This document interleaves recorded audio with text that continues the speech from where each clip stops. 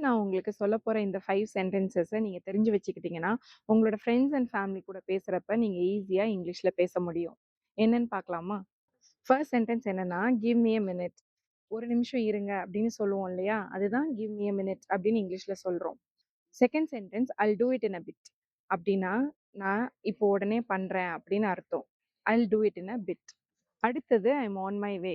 நம்ம தமிழ்ல சொல்லுவோம் இல்லையா? நான் வந்துகிட்டே இருக்கேன் அப்படின்னு. அதுக்கு தான் நம்ம ஆன் மை வே அப்படின்னு சொல்லுவோம். I am on my way. Next என்னன்னா, hold on, let me check. இது தமிழ்ல நம்ம சொல்லுவோம்ல, வெயிட் பண்ணுங்க, நான் பார்த்துட்டு சொல்றேன் அப்படின்னு சொல்லுவோம் இல்லையா? அதுக்கு தான் hold on, let me check அப்படின்னு இங்கிலீஷ்ல சொல்லுவோம். Sounds good to me. This is the last sentence.